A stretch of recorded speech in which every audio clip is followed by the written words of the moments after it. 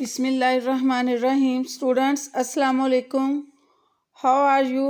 Hope you all will be safe and sound by the grace of Allah Almighty. May Allah shower His eternal favors upon you. Ameen. Welcome back to your online classes. Be ready for today's lecture. It's time to study, so open your books.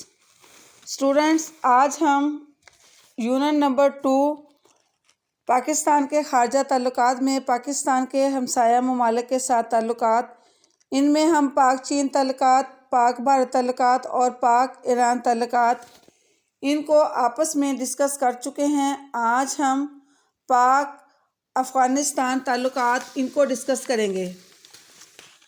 Pakistan کے مغرب میں افغانستان جو ہے وہ واقع ہے. ان کے تعلقات کو، پاکستان اور افغانستان کے درمیان تعلقات کو دیکھنے کے لیے ہم کچھ پوائنٹس جو ہیں ان کو ڈیٹیل کے ساتھ ڈسکس کریں گے. گہرے رشتے. افغانستان پڑوسی اسلامی اور ایشیائی ملک ہے. دونوں ممالک کے درمیان قدیم مذہبی، تاریخی، ثقافتی، نسلی اور جغرافیائی رشتے موجود ہیں. سفارتی تعلقات کا آغاز. پاکستان وجود میں آیا تو دونوں ملکوں میں تعلقات کا آغاز خوشگوار نہیں تھا.